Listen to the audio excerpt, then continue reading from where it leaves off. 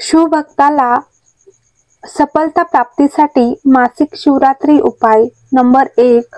मासिक शिवरात्रीला 21 बेलाची पाने घेऊन त्यावर चंदनाने ओम नमः शिवाय लिहा आणि ओम नमः शिवाय मंत्राच्या जपाने शिवाला अर्पण करा.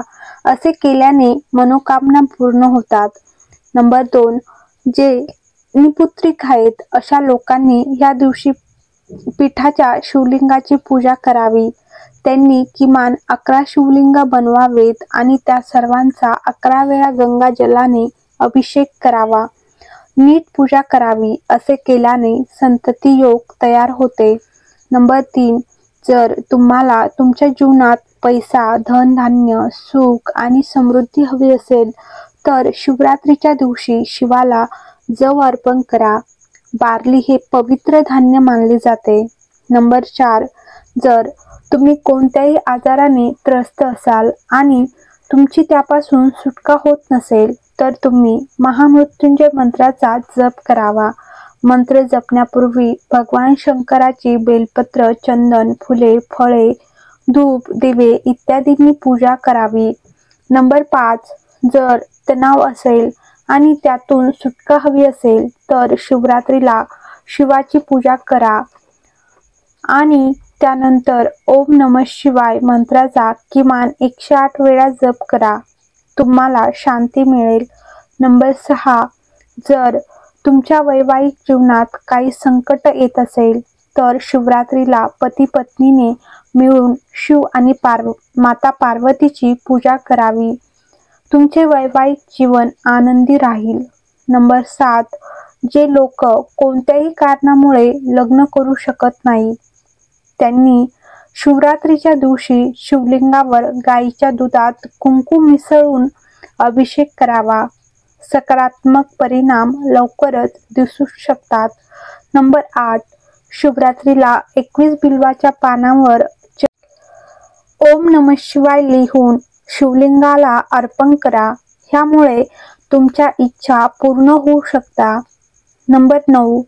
शिवरात्रीला नंदीला म्हणजेच नंदी बैलाला हिरवा चारा खाऊ घाला. यामुळे जीवनात सुख समृद्धी येईल आणि समस्या दूर होतील. नंबर 10. शिवरात्रीला गरिबांना अन्नदान करा. यामुळे तुमच्या घरात कधीही अन्नाची कमतरता भासणार नाही आणि तुमच्या पूर्वजांच्या आत्म्याला शांती मिळेल. नंबर 11. पाण्यात काळे तीळ मिसळा आणि शिवलिंगाला अभिषेक करा आणि ओम नमः शिवाय मंत्राचा जप करा. यामुळे मनाला शांती मिळेल. नंबर 12.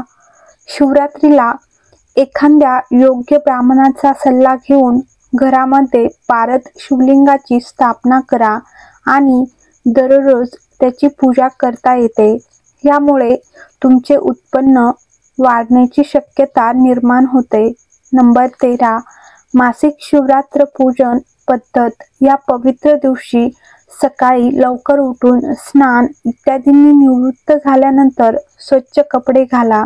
घरात शिवलिंग असल्यास शिवलिंगावर गंगाजल, पाणी, दूध इत्यादी अभिषेक करा किंवा शिवालयात जाऊन पूजा अभिषेक करा.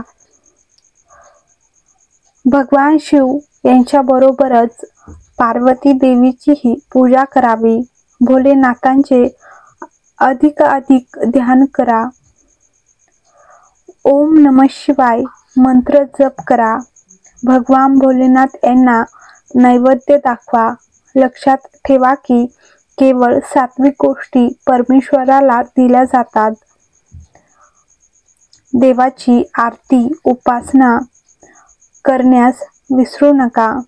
हर हर महादेव. श्री शिवाय नमस्तुभ्यम. तर तुम्हाला व्हिडिओ आवडला असेल तर लाईक करा, कमेंट करा आणि